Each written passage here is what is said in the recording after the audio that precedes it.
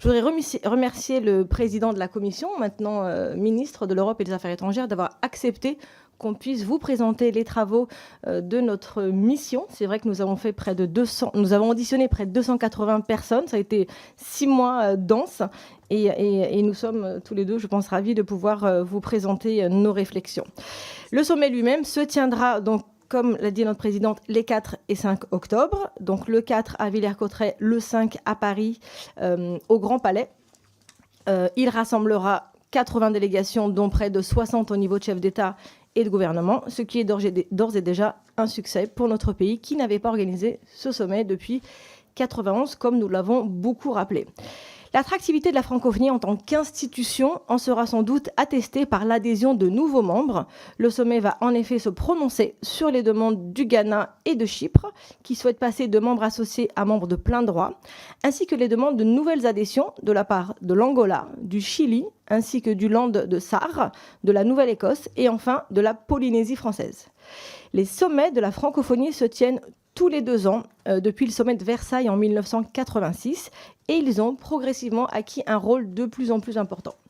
Outre l'OIF elle-même, la francophonie est un écosystème complexe qui croise des initiatives et des intérêts, parfois convergents, parfois concurrents, et de nombreux acteurs. Car il coexiste à la fois les initiatives de la France elle-même pour promouvoir la langue et la culture française dans le monde, mais aussi les politiques publiques de nos partenaires dans différents domaines. On pense en particulier à l'action du Québec, du Canada, dans les domaines des politiques migratoires et de l'aide au développement.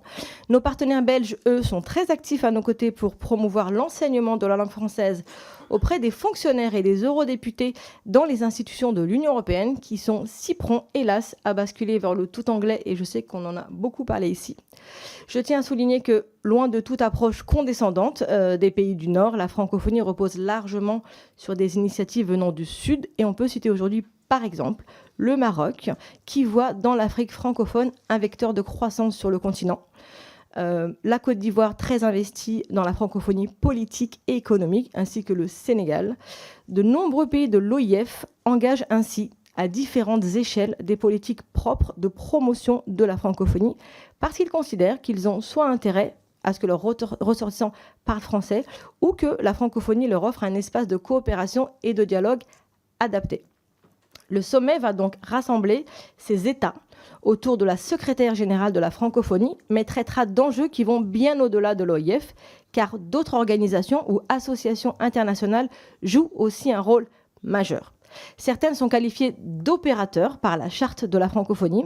Il s'agit de l'AUF, donc l'Agence universitaire de la francophonie, de l'AIMF, l'Association internationale des maires de France, du groupe TV5 Monde et de l'Université Senghor d'Alexandrie. Auquel s'ajoute une assemblée consultative, l'APF, donc l'Assemblée parlementaire de la francophonie, dont je suis la présidente déléguée et dont nous avons ici le président Monde, M. Fuchs, et 2 conférences ministérielles permanentes, soulignant par exemple que l'AUF regroupe plus de 1000 universités dans près de 120 pays, donc bien au-delà des frontières de la francophonie institutionnelle que nous connaissons, qui compte notamment 63 universités algériennes, des universités en Chine, en Inde. D'autres organes francophones comme l'AIRF, que vous devez connaître, donc l'Association internationale des régions francophones, ne bénéficient pas du même niveau de reconnaissance institutionnelle dans la charte, ce qui nous paraît peut-être une anomalie à corriger. Il en est de même pour plusieurs associations de la promotion de la francophonie des affaires. Il faut enfin mentionner qu'il existe plus d'une centaine d'organisations rassemblées dans la Conférence des organisations internationales non gouvernementales, COING. Certes, depuis le sommet de Jeddah, les acteurs reconnus par la charte partagent ce qu'on appelle un cadre stratégique, mais l'articulation d'ensemble est encore à parfaire et cela nous paraît être l'un des enjeux de ce sommet. Ces dernières années, la secrétaire générale de la francophonie, Louise Mouchikiwabo, a pu se concentrer sur un ambitieux travail de modernisation de l'OIF elle-même, mais la francophonie institutionnelle dans son ensemble demeure complexe et je pense qu'elle gagnerait peut-être à être mieux articulée. Désormais, je pense qu'il lui faut d'une part accroître son rôle de dialogue entre les États, notamment dans les situations de crise, comme au Sahel ou en RDC, et d'autre part jouer un rôle d'impulsion plus visible au bénéfice des acteurs tels que l'éducation et l'enseignement supérieur, la promotion des échanges économiques, le numérique, les médias en langue française et enfin la francophonie politique. Le sommet doit aboutir à une déclaration qui sera la feuille de route pour les 2 prochaines années. Il faut espérer qu'elle sera courte mais concrète et compréhensible pour nos concitoyens et elle devra absolument aboutir à ce qu'on appelle des livrables, c'est-à-dire des projets concrets. Le sommet peut donner de nouvelles occasions à la francophonie d'apporter des réponses concrètes pour souligner la perception d'une langue française en déclin, condamnée à être évincée par l'usage de l'anglais.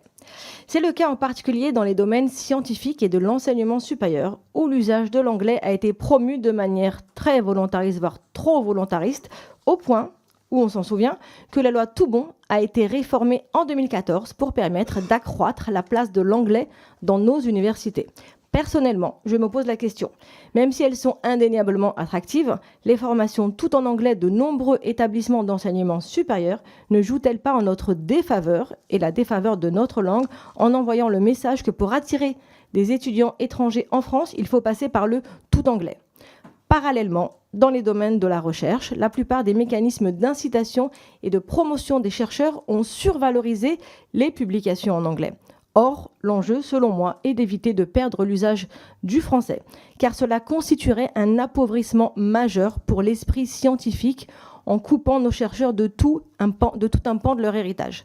Surtout, je pense que renoncer à une recherche et des publications en français ne ferait que conforter les classements internationaux anglophones dans leur règne sans partage et que nous n'aurions rien à y gagner malgré nos efforts, au contraire. Alors que certaines autorités françaises faisant preuve de défaitisme, des initiatives salutaires sont venues de nos partenaires francophones, notamment du Québec, mais également de l'AUF, qui, avec le soutien du Maroc, vient d'établir à Rabat, d'établir une Académie internationale de la francophonie scientifique, l'AIFS, je sais que ça fait beaucoup d'acronymes, pour promouvoir les publications et l'enseignement de hautes études en français. Ces initiatives de nos partenaires francophones semblent avoir trouvé un très bel écho en France et j'espère que le prochain sommet donnera lieu à des annonces importantes dans ce domaine, telles que l'initiative du classement de Paris, portée par plusieurs acteurs majeurs. Il s'agira de valoriser les universités francophones qui promeuvent le travail scientifique en français ou encore d'engager un travail permettant de définir des modèles d'incitation poussant les chercheurs à écrire et à publier dans d'autres langues que l'anglais. La francophonie fournit ainsi la bonne échelle pour engager des chantiers dans lesquels la question de la langue croise celle de nouveaux enjeux, de la souveraineté et de la compétitivité. Par exemple, comment aider les innovateurs à déposer des brevets en français ? Comment faire de l'intelligence artificielle un atout pour le plurilinguisme ? À cet égard, il faut mentionner que la Cité internationale de la langue française à Villers-Cotterêts va accueillir un centre de référence pour les technologies des langues, dit Languia, avec un système d'innovation pour le français. Il s'appuiera en particulier sur un projet européen mené par la France qui travaille sur les technologies permettant de placer d'autres langues que l'anglais au cœur des modèles d'IA. Le sommet pourrait donc voir la France s'engager dans de nombreux projets très concrets sur ces enjeux. Nous devrons aussi impulser des nouvelles initiatives pour permettre à TV5 Monde, que vous connaissez, d'être un relais plus important de la création francophone, comme sur sa plateforme TV5 Monde Plus. Un projet d'ouverture de sa gouvernance à des sociétés individuelles politiques africaines, assorti de garanties, devra lui permettre de mieux intégrer les attentes des publics africains. Il conviendrait aussi de la doter de davantage de moyens pour en faire un véritable créateur de contenu audiovisuel francophone capable de tenir la compétition avec les grandes plateformes anglo-saxonnes que nos enfants aiment tant. Au lieu d'une image surannée de la francophonie, l'organisation du sommet doit aussi réussir le pari d'être attractive pour nos concitoyens.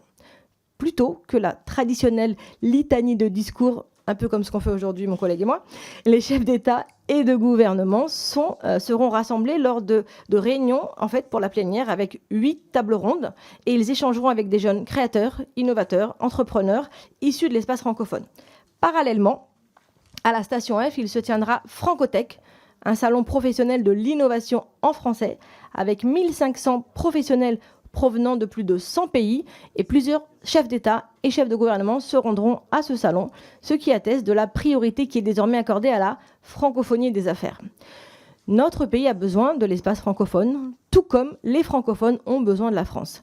C'est pour la France à la fois un enjeu de cohésion sociale, mais aussi de croissance et d'innovation. Il faut donc que nos compatriotes comprennent à quel point la francophonie est un enjeu d'avenir pour notre pays.